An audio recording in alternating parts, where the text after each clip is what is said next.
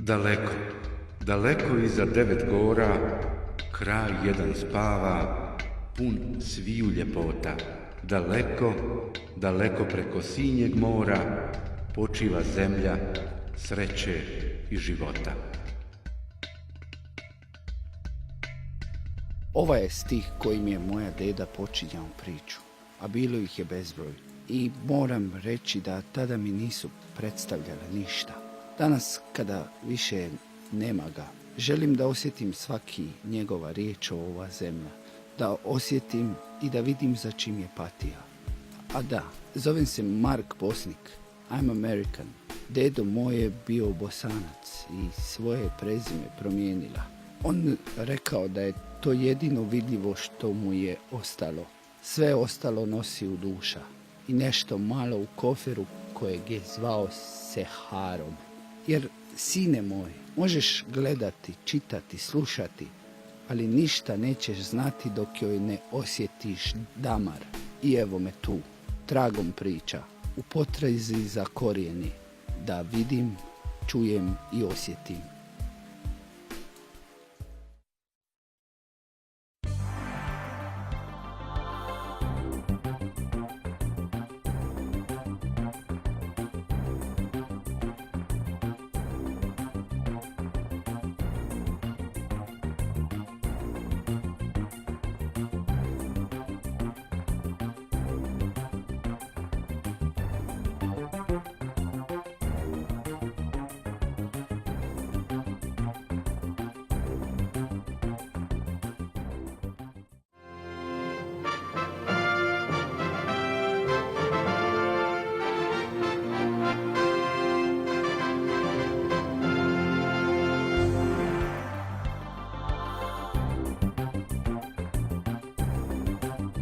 Davno jednom kada Olympic Games u Sarajevu bila, mama i tata željela ići i dedo da ide s njima. Mi smo imali ligure da se penji na vrh brda. Jurili smo brže nego oni na bob staza. Pričao deda zavaljen u svoju stolica za ljuljanje. Onda mu pogled odlutala u daljinu pa rekao: neka me djeco, sad gužva velika tamo.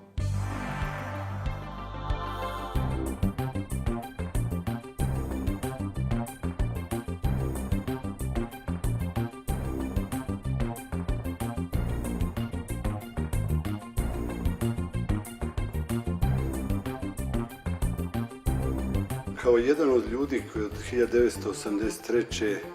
radi u okviru Olimpijskog organizacionog komiteta 14. zimskih olimpijskih igara, mislim da je to jedan vrlo značajan resurs koji se može vrlo pametno i korisno iskoristiti. U svijetu Sarajevo se u 20. vijeku pamti po atentatu, ovom ratu i olimpijadi. Olimpijada kao izuzetno pozitivan događaj sigurno da je ostala u svijesti miliona ljudi.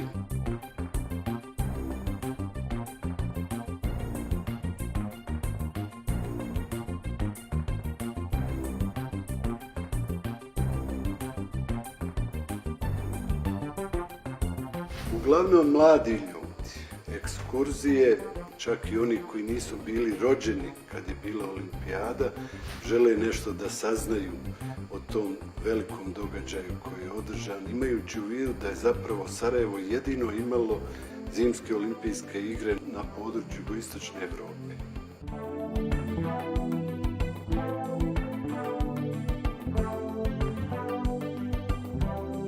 Mnogo više stranih gosti, mada mi iniciramo organizovane posjete škola, fakulteta i tako, ali u svakom slučaju stranci kad dođu u Sarajevo pamte Sarajevo kao olimpijski grad po 14.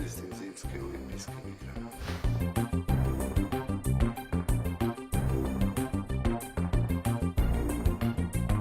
Sigurno da smo mi zemlja koja je preživjela jedan težak, tragičan rat, zemlja koja financijski teško izlazi iz tog kruga svega toga, ali mislim da tu treba hrabre i smjele pokušaje praviti i da će to donijeti neke rezultate. Ja se sjećam posjete recimo dekana Likovne akademije iz Tokije, koji je bio fasciniran ljepotom i prirodom Bosne i Hercegovine. Kaže, on to rijetko kada je vidio. I mislim da ta očuvana priroda je veliki resurs kojeg možemo koristiti u budućnosti.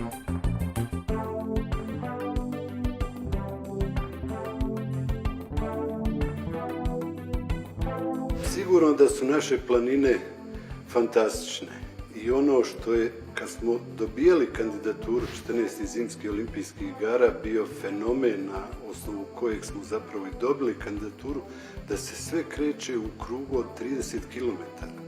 Da su to borilišta i planine koje iz centra grada za pola sata čovjek može doći. Mislim da su to značajne reference koje u budućnosti treba propagirati. Toga nema nigdje, te blizine, prisnosti. Popneš se na Trebevik, a da se ne zapušeš, a onda samo ko zakoračiš, a ono Jahorina, ko zagrljene dasu, a ne znaš koja je ljepša, ja ljeta ili zima kad je.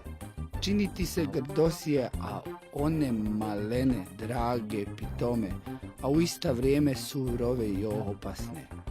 Nema toga nigdje na vascijelum dunjaluk, govorio bi grandpa.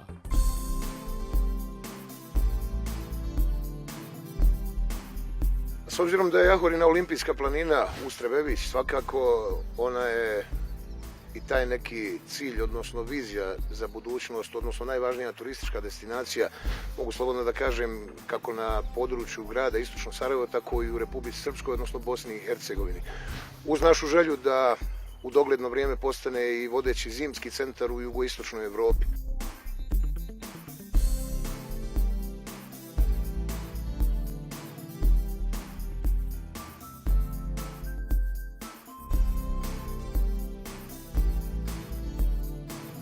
Naša želja, naš cilj je da Jahorinu oživimo i van zimske sezone, s obzirom da ono što sam već rekao je, dakle, sama reklama za Jahorinu, odnosno ona jeste priznat i poznat zimski centar, a kada je ljeto u pitanju, ovdje upravo na ovom prostoru u posljednjih nekoliko godina sve je više dešavanja.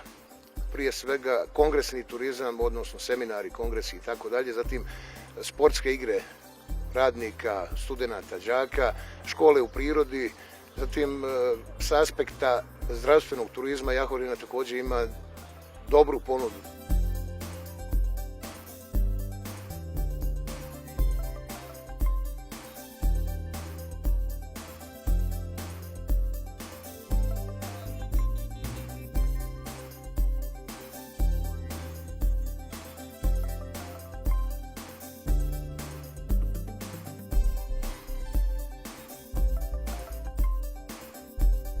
Jahorina je otišla naprijed u odnosu na hotelski smještaj, odnosno na hotelski kapacitet vikendica.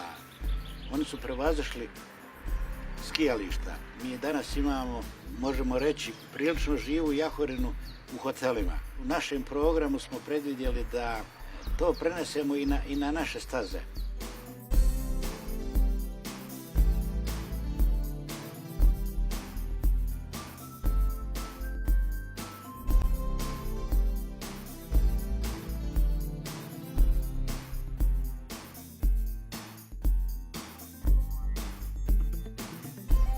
Sama po sebi, kada su prirodni kapaciteti u pitanju, Jahorina je još uvijek na sreću očuvana, znači i zdrava priroda, pa i zdrava hrana, uz bogatstvo čistih i bistrih voda. Okolina Jahorine također pogodna za piknike, za te izletničke varijante. Nedaleko od ovog prostora je poznato izletište Kadino Brelo, gdje se možete okrijepiti, priređen prostor za sve one koji vole odmor u prirodi, izvor rijeke Prače, za koju kažu da je ljekovita, tako bar legenda kaže.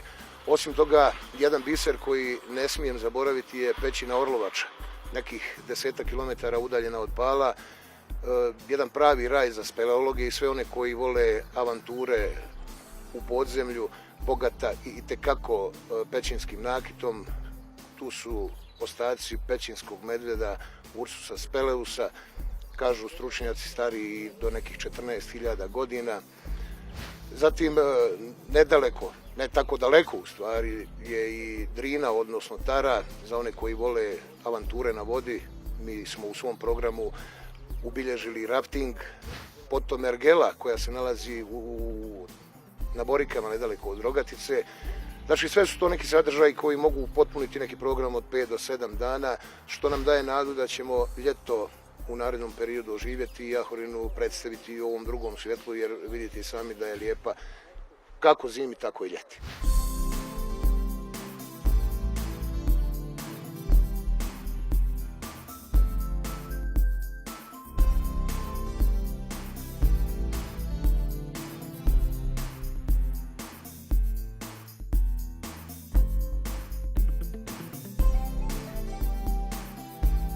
Obzirom da je ovo nadmorska visina iznad 1500 metara, to je posebno podneblje za sve vidove rekreacije, za turiste. To je znači, ne trebam ni pričati, to je opet druga priča, šta znači to za zdravlje ljudi.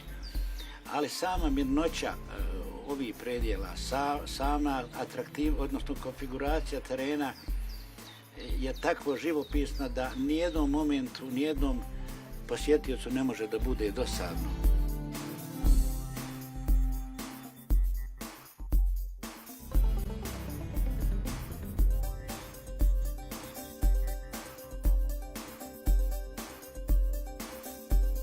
Postoji olimpijski centar koji gazduje stazama i vertikalnim transportom i određenim dijelom smještajnih kapaciteta i rekoh na početku ove priče i dalje je prisutna nada da ćemo u dogledno vrijeme ozbiljno parirati drugim sportskim centrima u kandidaturi za zimske olimpijske igre, ponovit ću 2018.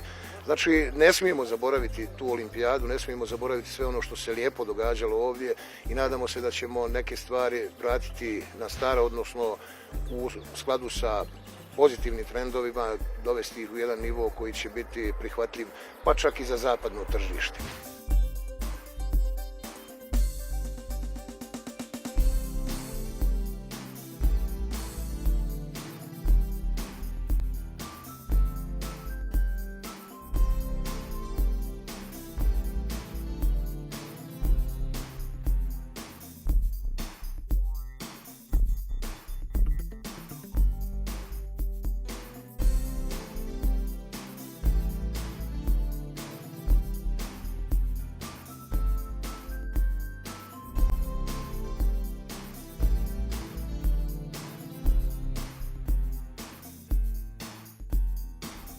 I tu bob stazu vratiti u funkciju, no, kažem, to su za sada želje, neke konkretne stvari, osim parcijalnih zbivanja, još uvijek, nažalost, nisu prisutne na Trebeviću. I mislim da smo do sada napravili neke rezultate, da smo, ako ništa drugo, ovo područje učinili zanimljivim i ono što je možda i najbitnije, razbili tu famu o bezbjednosti ovog dijela Bosne i Hercegovine, odnosno kompletne Bosne i Hercegovine.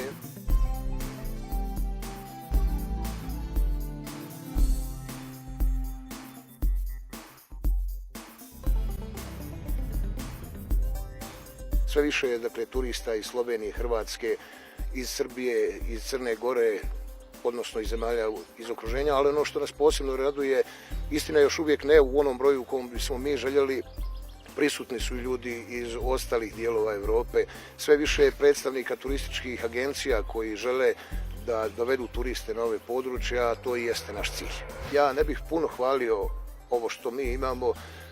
Poziv je otvoren uz napomenu da su ovi ljudi ovdje, odnosno u kompletnoj Bosni i Hercegovini, poznati po svom domaćinluku, kako to naš narod kaže, po gostoljubivosti i dobrim uslugama. To je osnovna preporuka, uz dobru hranu, uz dobru kaplicu i dobar odmor u prirodi. Siguran sam da će oni koji nam dođu ovdje ponovo željeti da posjete i Jahorinu, i Bjelašnicu, i Sarajevo, i kompletno ovu područje.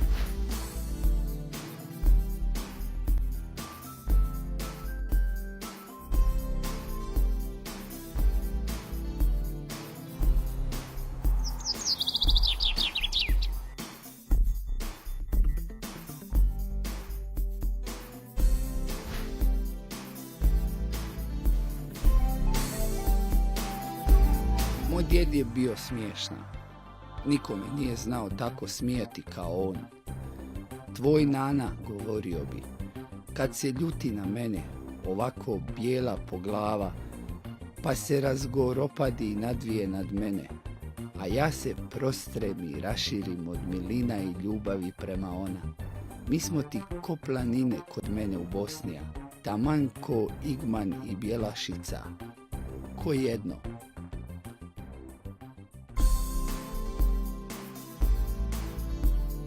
U našim sajamskim nastupima i u kontaktima sa turistima koji dolaze u našu zemlju bilježimo sve veću zainteresiranost za posjetu našem gradu.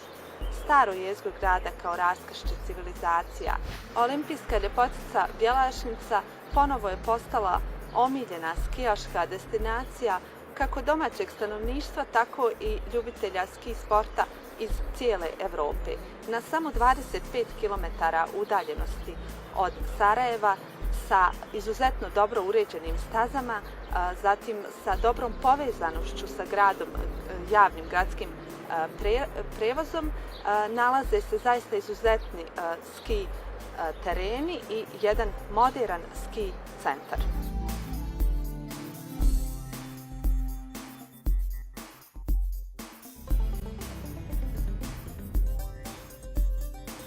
Bjelašnica van sezone svakako ima mnogo toga za ponuditi. To su prije svega nedirnuta priroda i velika prostranstva, potom ljubko selo Lukomir na Bjelašnici koje privlači svojom tradicijom, hiljadugodišnjom da kažem, i naravno čist zrak, mnoštvo mogućnosti za izlete i tako redom.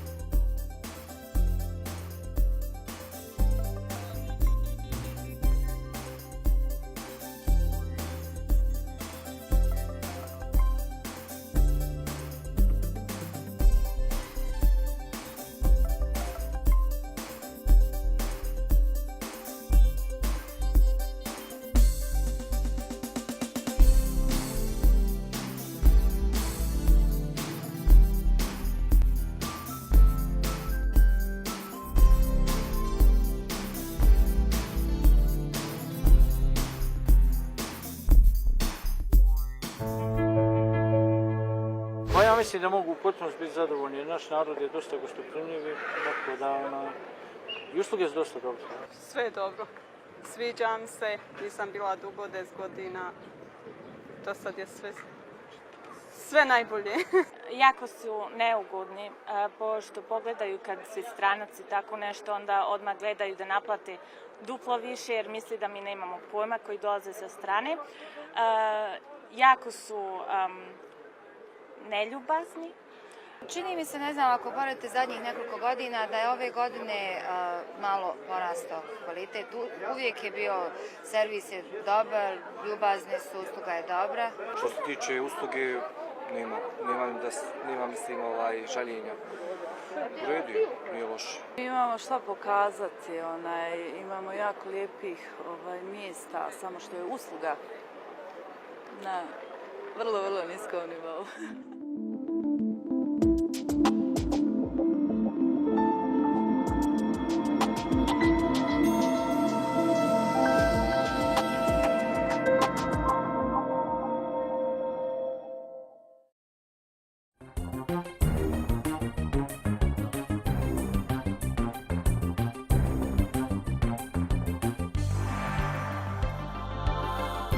Grad Banja Luka je oduvijek bio grad zelenila, ali bila je poznata i kao ljepotica na Vrbasu.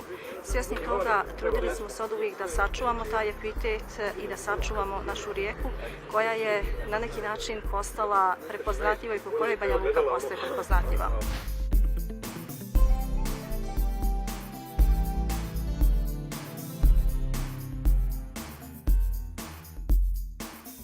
Grad upravo u brizi i očuvanju svoje rijeke i njenih obala redovno održava i mnogo radi na zaštiti same rijeke.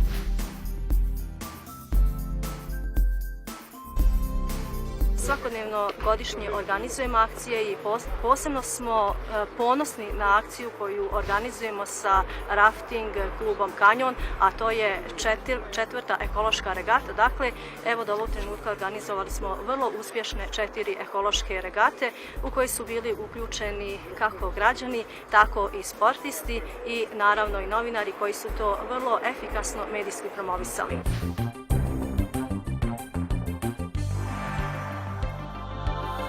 Nakon tog, samo prije 5 godina, rijeka Vrbas, kanjoni Vrbasa su, mogu da kažem, bili jedna od najprljavijih destinacija, veliki broj deponija, 16 registrovanih deponija, veliki broj olupina od auta, oko 40 školjki i nismo praktično znali šta da radimo da bi ovu destinaciju doveli na onaj nivo na koji ona zaslužuje.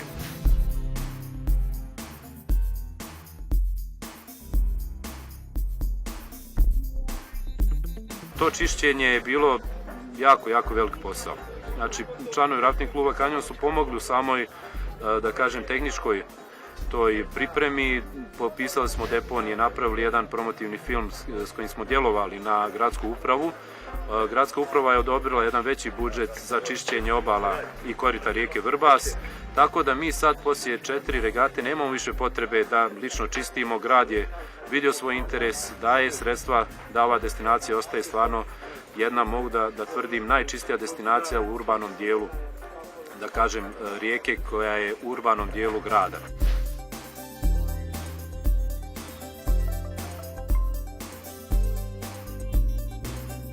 Mislim da je to model na koji način trebamo pokazati svoju državu, svoj grad u Evropi i svijetu.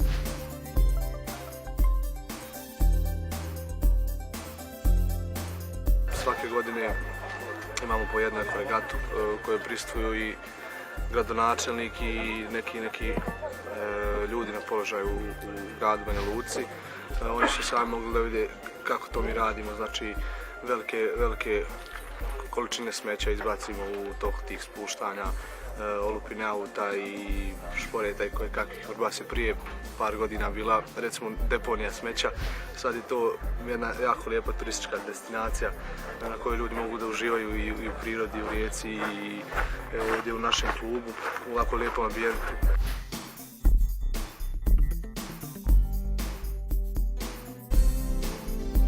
S vremenom, tim raznim ekološkim akcijama i stvarima koje se ponavljaju iz dana u dan na televizijama i koliko je sve to bitno za očuvanje prirode, ljudi svaki dan sve više svjesni da svojim doprinosom mogu da naprave, recimo da to bude, da to, ne znam ja, izgleda, da naša planeta izgleda ljepše i bolje za život.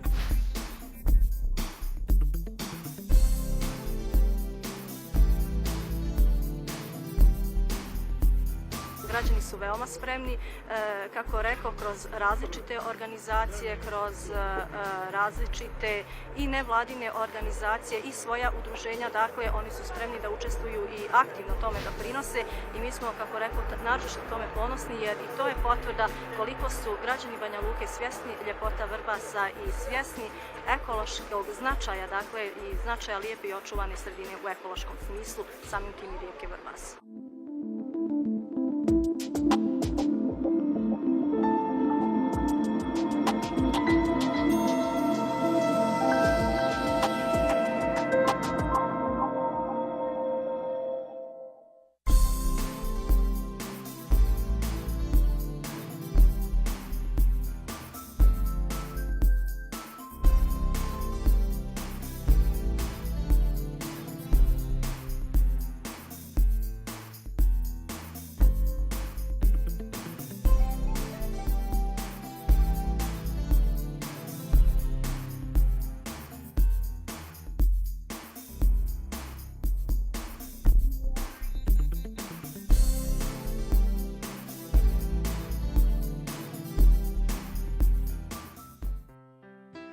Čudna ti je to zemlja, govorila bi, čudna, kad god pomisliš da je gotova, da ga nema više, kad izgubila posljednja nada i da sve pred tobom skončava i mre, kad pomisliš da si stigla do kraj, ona se nanovo otvori, procvjeta, zamiriše i zažubori u svom punom sjaju, povrati snaga i činiti se da će poletiti i ti skupa s njim.